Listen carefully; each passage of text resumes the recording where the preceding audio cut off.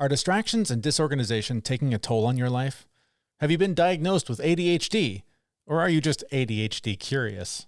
Today, we're going to debunk ADHD myths, explore the emotional impact of living with this cognitive difference, and share strategies to help navigate your emotions and life with ADHD. But first, this is the Fit Mess where together, we learn to develop habits that help us live beyond our mental health struggles to create happier, healthier lives. He's Zach. He lives in the future with his anxiety. He's Jeremy, and he lives in the past with his depression. And we get together once a week in the present to share the obstacles we face and how we overcome them. Coming up in just a few minutes, we do have an expert to actually break down a lot of these myths and things you need to know about living with ADHD. But Zach, you're a bit of an expert yourself because this is something you live with. Yeah. Wait, what are we talking about? Sorry. I got distracted. That's weird. I know, it is very weird. Yeah, no, I do have a touch of this. I overcompensate with intelligence and I'm able to get things done and functionally navigate the world like I do with my anxiety, which would be crippling for most other people. So it's been an interesting journey, but I don't know if anyone has ever seen it, but there's videos that I've seen on Instagram where like somebody will go, okay, I'm going to unload the dishwasher. And they go to unload the dishwasher and they see that there's like a loose screw on the handle of the dishwasher. So they go to get a screwdriver to fix the dishwasher. And then while they're out there, they see that like something's dripping out of the car. And then they go and look under the car and like so on and so on and so on to the point where they've got the car up on a lift, the motor's out, and like they're like rebuilding the car from emptying the dishwasher. Right. It's not far from the truth. There have been days where I set out to do one task and partially do 13 other tasks and then go, wait, what was I doing today? Like it's just how my brain rolls. And you're like, oh, I got to do this thing. Oh, well, I got to fix that. Oh, I got to fix that. And that's actually why I'm good in IT world, because that's actually one of the skills you need, right? Because you go to fix something and you're like, oh, I can't fix that without fixing the other thing. And then you go to fix that and you're like, oh, I can't fix that without fixing the other thing. And it goes up the chain and up the chain. And then you have to come back down the chain. So it's an interesting life. If it were an Amazon product, I would give it 1 star and I would not recommend. I wouldn't buy again. But if you're going to buy it again, get it on subscribe and save so you save a few bucks. Right, save a few bucks. You don't want to throw money away on this. The interview that we're about to share with you is really eye-opening for me personally because I have a number of friends that battle the same sort of mental health issues that we've talked about here with anxiety and depression. And many of them that I relate to on more of the depressive side have since gone to doctors and been diagnosed with ADHD. And in the conversation we have, it's funny because you'll hear that our guest believes that I may have ADHD based on her experience and the people she's worked with. And mine is, or my situation, whether or not I have it, I don't know, but it's different from yours because where you physically follow those rabbit holes and go and do all of those things, mine works in a way where when I think about the dishwasher, loading or unloading, whatever it is, I sort of play it out in my head and how long it's going to take. And clearly it's going to take like 12 hours. And I've just got to clear my schedule for the day because that's the only thing I'm going to be able to do. And I just get paralyzed in it and it ends up not getting done. And my entire life, I have approached it as, well, I'm just lazy. Like I'm not driven. I'm not motivated. I can't do anything. But all of that's true. That is all true, of course. True. But no, there's like this pause. There's this, just like this block of you can't do this right now because it's so big. You can't mow the lawn because you've got to clear the weekend. This overwhelming inability to act takes over. And it's just like, I just physically can't move forward to do it. And I've always just chalked that up to, oh, well, I must be depressed. I'm shutting down. Like that must be what's going on because that's sort of the mode that it replicates is just that, like, I don't have the energy to do anything when really it's like, I don't have the energy to do that. So it's different. And from what we're about to hear, those are sort of 2 different ways of living with this condition, which again, I'm not diagnosed, but it is interesting that I tend to have a lot of the traits that she sees in people that live with this. And I've got that too. I mean, that happens to me a lot too, where I will build something up so big in my head and it like just thinking through all the steps and then worrying about, oh, what if I miss a step? What if I don't know how to do this part? What about this? What about that? Like all of that will lead me down the road of not acting. But those are actually the things, those projects where I just need to start. I know that like once I start, I will be able to finish it and then I'll get 3 hours into it and be like, oh, I got a whole bunch done here. But if I let my brain go too much, it'll literally be like, okay, I need to know every single step from step A to step Z in order to accomplish this. And if I don't know them all, then I can't start. And sometimes you just got to go start the lawnmower, start going. I mean, in my case, I just hire someone to do it. Yeah, well, there's but that. Yeah. it makes it a lot easier. The mowing the lawn. I Right. just look out the window while I'm drinking a nice cold iced tea or something like that. Yeah. That's a good plan. If you're tired of dealing with those pesky post-workout aches and pains, we've got something you need to check out right now. It's the new Recover Ice Bath. It's the ultimate game changer for your recovery routine. And guess what? It's surprisingly affordable, and we're going to throw in free shipping anywhere in the world. That's not something we can offer forever, so you got to act fast to get your hands on this incredible ice bath. So don't let muscle soreness slow you down. Go to our website, click on the link in the show notes for this episode, and experience the power of the new Recover Ice Bath for yourself. All right, well, that's enough of our armchair expertise. Let's talk to somebody who actually knows what they're talking about. Our guest is Dr. Tamara Rozier. She is the founder of the ADHD Center of West Michigan, and we started by asking her about some of the common misconceptions about ADHD. I am so glad you asked this, because there are so many myths surrounding ADHD. One of them, by the way, is you can't be smart and have ADHD. So it's only a dumb boy disease. It used to be when we thought about ADHD, we used to think about that naughty third grade boy who kept falling out of his seat. And although he may have had ADHD, there's a lot of others of us have ADHD. So that's a common misconception. Another one is that ADHD, you grow out of ADHD. So a lot of people go, I had ADHD as a kid, but I grew out of it. No, you just found better ways to accommodate. And some are healthy, some aren't healthy. Another one is women tend not to have ADHD. And if you had followed me around this morning, you'd know that that's simply not true. Mm-hmm. So ADHD is a cognitive difference. It's a neurological difference, which means those of us with ADHD, our brains actually work differently. That prefrontal cortex, that part of your brain that is really good at telling you just to do it, doesn't work as well for us. And so we're like method actors going around, what's my motivation? What's my motivation? And that's one of the hallmarks of ADHD. We are difficult to get started on task. We tend to motivate ourselves emotionally, and not a lot of people know that. This might be really 101 level, but how does someone have ADHD? Are you purely born with it? Is there something environmentally that's happening? How does one get it? Love this question, because it was hotly debated, but really the science is starting to settle on, you can thank your parents for this one. Especially dads.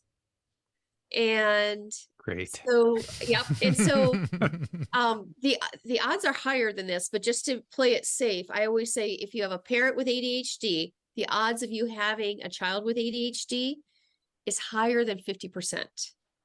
Mm-hmm. In fact, some research says it's 0.8, 80%. Wow. Yeah. So actually my next book is about families. So this runs in families. How are we going to create emotionally healthy families who have ADHD? All right. Well, I'm going to say thanks, Mom, because my mom had ADHD. My dad didn't really have so much of it, but yeah, no, that just as you're describing ADHD, I think that's me. I think Jeremy could even attest to it. He could probably even make a diagnosis on me. I think so. And I've wondered myself, because I have friends that battle similar mental health issues. They battle depression, anxiety, and all these things. And they feel like they've made a great discovery when one day they walk into a doctor's office and the doctor says, turns out you have ADHD. And they're like, oh, and suddenly there's all these resources and things that are available to them to make their brains work better and their life becomes a little simpler. I've done a bunch of online tests just because of that connection with friends that have had that experience. I thought, what am I?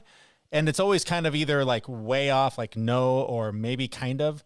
So how do I know? If maybe I just kind of have a hard time of things because I'm disorganized or whatever. But how do I know if I have it? Well, first of all, online tests are hard because the DSM, the book that people use as a diagnostic tool, is 20 years behind. Mm-hmm.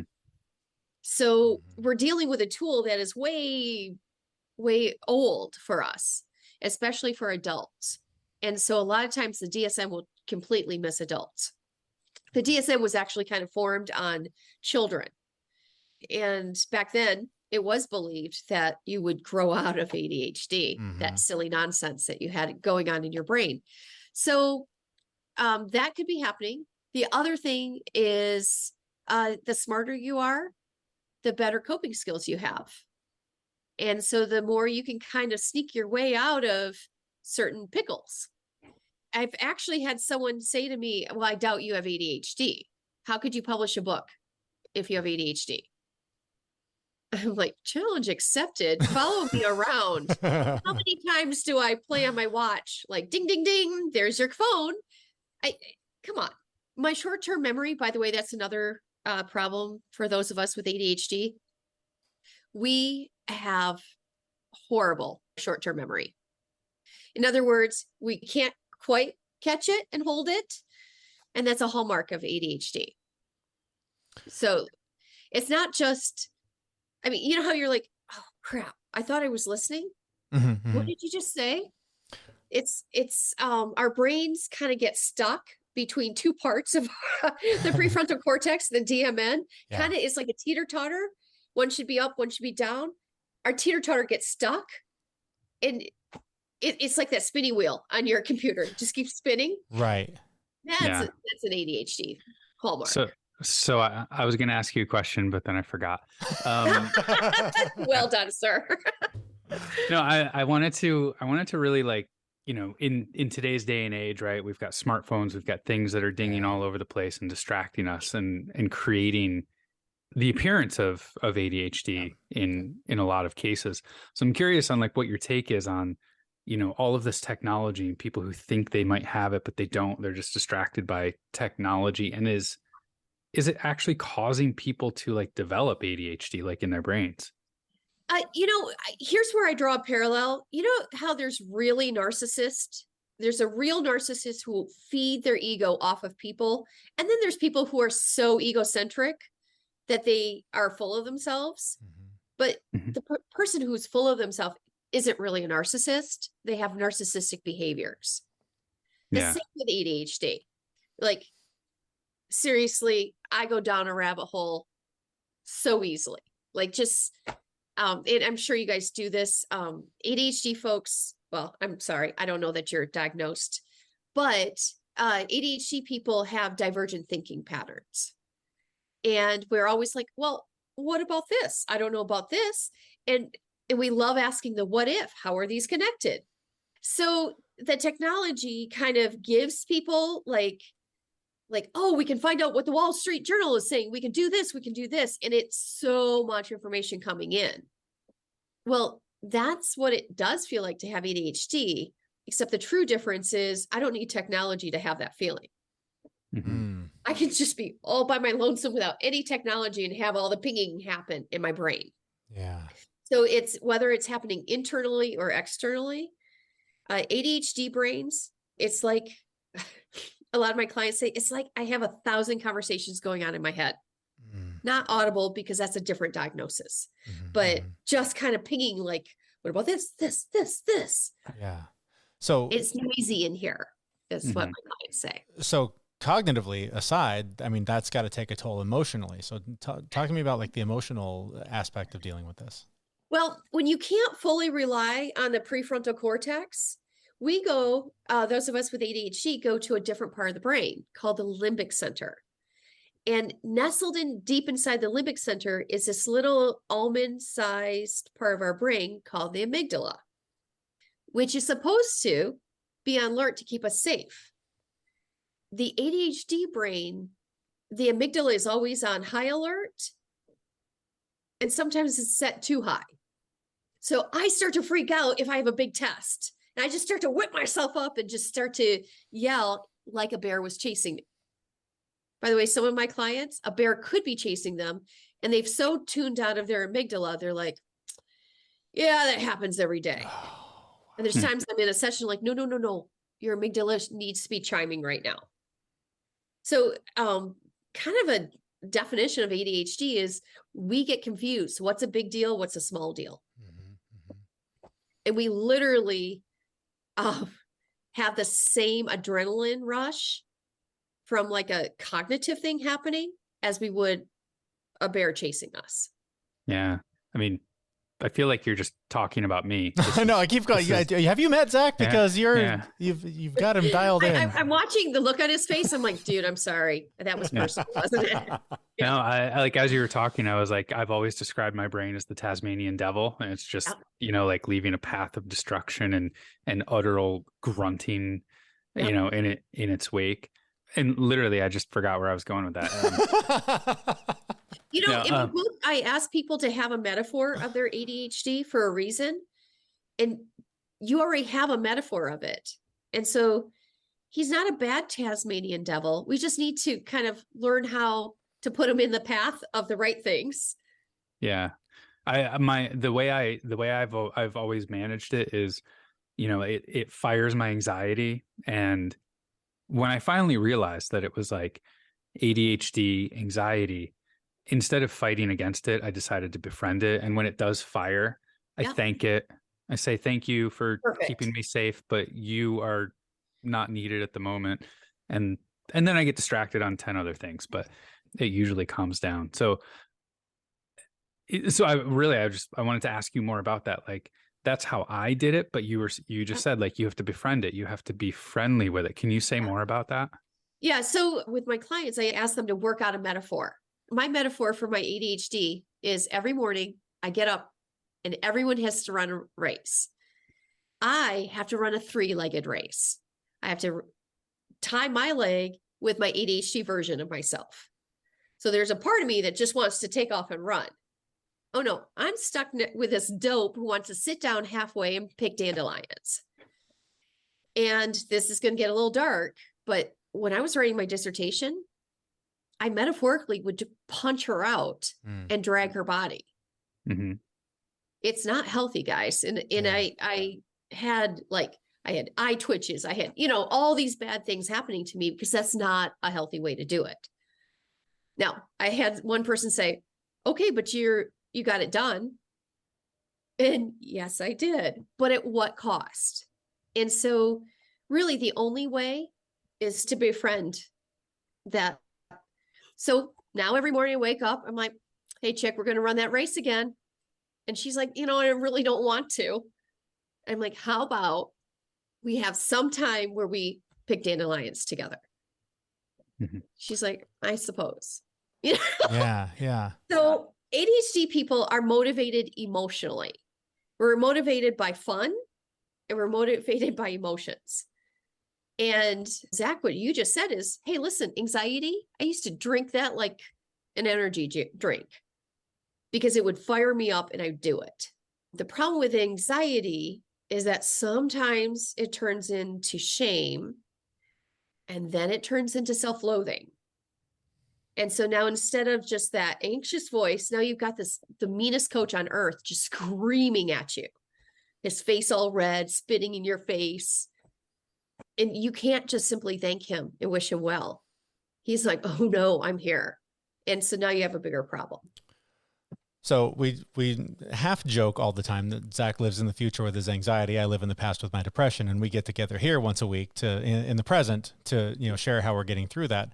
And a lot of what you said about that sort of waking up and that's like this other character in your life that you have to live with. For me, that is very much depression. It is very much the thing that has kept me from like applying for jobs, from going after things for fear that when it comes time to perform, that guy wins and, can't get out of bed, can't get motivated to move.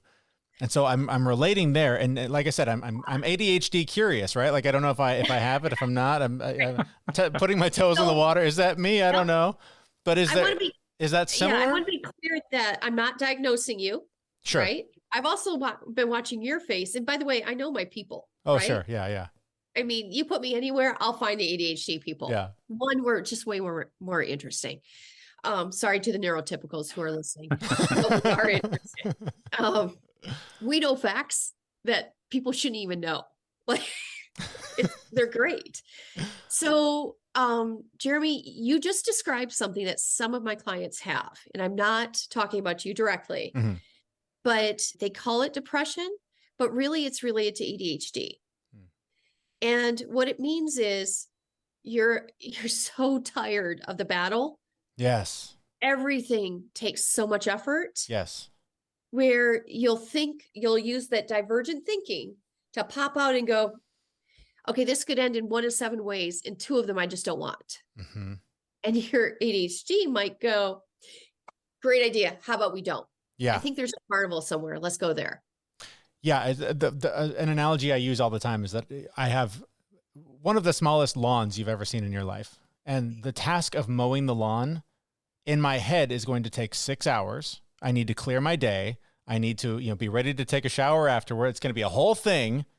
But if I actually time it, it's like 8 minutes, right? Like I can do it pretty quickly.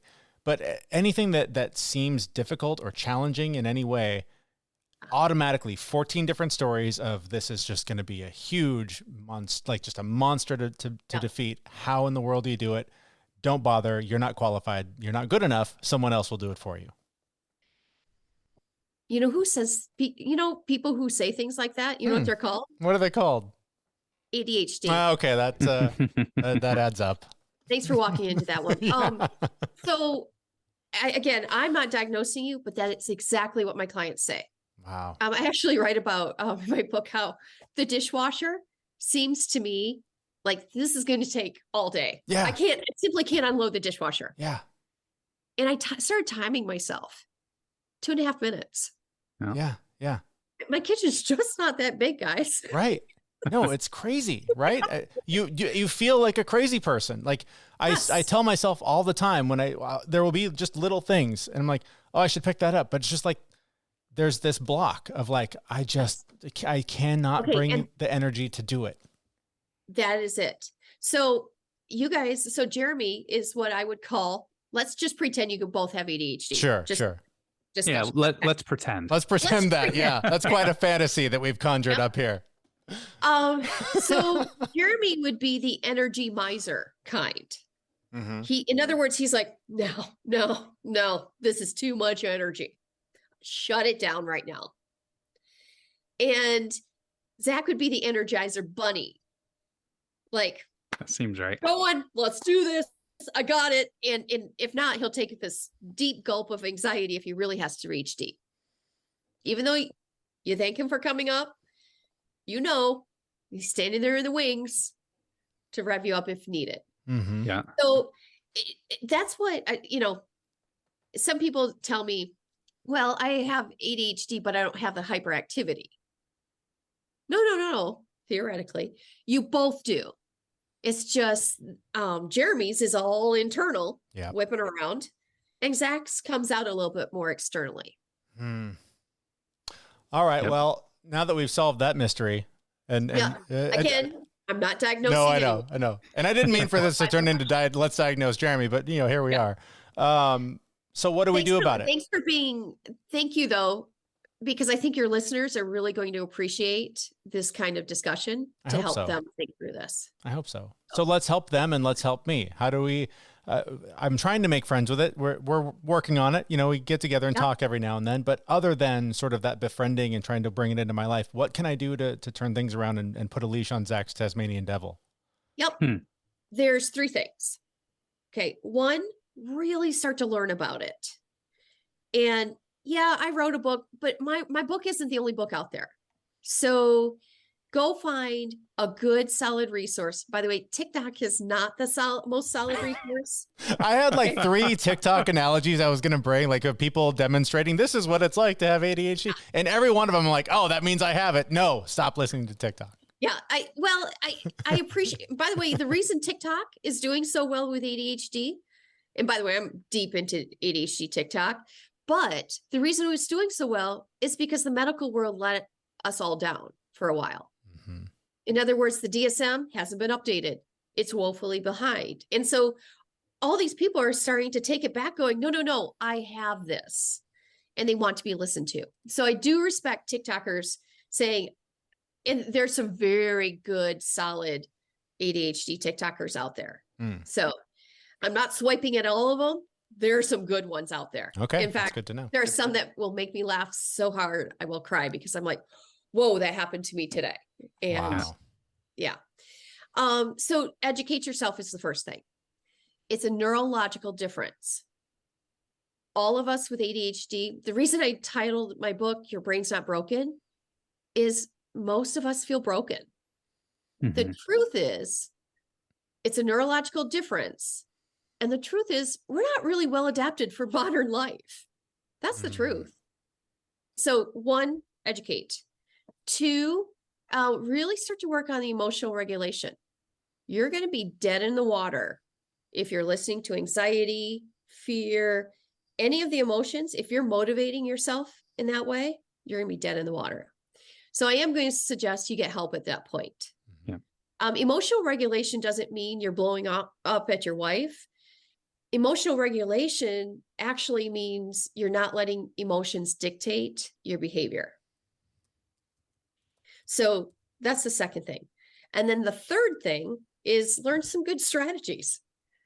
People tend to start with the strategies and I try to tell them not to, because until you learn the emotional regulation, it's not going to make sense. Well, that makes a lot of sense, and suddenly my life makes a lot of sense. So I have some homework to do now. Thanks a lot. All right, we're gonna wrap it up there. But before we let you go, where can we find out more about you? Where can we get the book and all the things we need to know to catch up with you? Well, my book's called Your Brain's Not Broken, and I run the ADHD Center. So our web address is www.miadhd.com. Did I pause because I almost forgot my own website? Well, yeah. So maybe you can edit it. Maybe you won't, whatever. And although I'm not taking new clients, I have such a wonderful staff. They are really, I'm so proud of this team that we have at the center. So they're good people. If you don't want to go there, I would suggest ADHD coaching is a great option. Look for an ADHD coach. It doesn't have to be one of my coaches. There's coaches all around the world. So you can go to ADHDcoaches.org to find an ADHD coach near you. Love it. Love it. Thank you so much for your time, your wisdom, and for helping me clear up a lot of questions I have about myself. You guys are awesome. Our thanks to Dr. Tamara Rozier, author of Your Brain's Not Broken, Strategies for Navigating Your Emotions and Life with ADHD. You can find links to her and her work in the show notes for this episode at thefitmess.com. What were we talking about? Oh, right. Key takeaways. Right. Well, the one thing that actually made me feel a little bit better, because I always thought that I was an idiot or dumb because of my inability to focus and get things done. And that's not the case, right? It's not a dumb boy's disease. Like, this is a human being thing that can happen to any of us, whether you are lower intelligence, higher intelligence, middle intelligence, whatever it is, it can afflict any of us. Right. It's a neurological difference. It's a cognitive difference in your brain that just makes things function a little differently. The thing that stood out to me the most was when she didn't diagnose me, but, wink, wink, nod, nod. It really hit home for me when she talked about how people that live with this are driven by emotional motivation. And, I just keep coming back to things like the gym, things that I don't like to do. Most of us don't like doing that stuff. We don't like doing the things that we don't want to do. But when I am emotionally driven to do something, I can react so much faster. I can be inspired to take action on the things when there's emotion behind it. But when it's just the logical, I know I need to do this, it's better for me, that's often not enough. And I really have to talk myself into taking action, like going to the gym, like eating better, whatever all the things are that we talk about all the time. I have to find the emotional connection to really motivate me to move forward on those things. And so it's really interesting to me that is a component of this that people live with. And so I'm very curious to actually get diagnosed and see if this is something that I am in fact living with, because I feel like there might be tools and resources that might be helpful for me to manage this even better. And it's kind of funny how heightened anxiety goes along with ADHD. I mean, that doesn't describe me to a T or anything at all, but I don't think I would have really put it together on my own. I would have considered anxiety and ADHD to be two completely separate, independent things. But if I could learn to befriend my ADHD the way I've befriended my anxiety, maybe I can manage it a little bit better. You can have a whole party. It'll be a great time. You guys will all just hang out, kick it. It'll be good. Yeah, wait till I'll invite PTSD as well. Oh, yeah. There's going to be a lot of fun. And when I say fun, I mean the FUN in the middle of dysfunctional. Yeah, exactly. All right. Well, that's going to do it for this episode of The Fit Mess. We do have a bonus clip for you from this interview. You can get that by subscribing to our newsletter, and the link to do that is on our website at thefitmess.com. That is also where we will be back in just a few days with a brand new episode. Thank you for listening. See you, everyone. We know this podcast is amazing and doesn't seem to lack anything, but we need a legal disclaimer. Prior to implementing anything discussed in this podcast, it is your responsibility to conduct your own research and consult your physician. You should assume that Jeremy and Zach don't know what they're talking about, and they're not liable for any physical or emotional issues that occur directly or indirectly from listening to this podcast.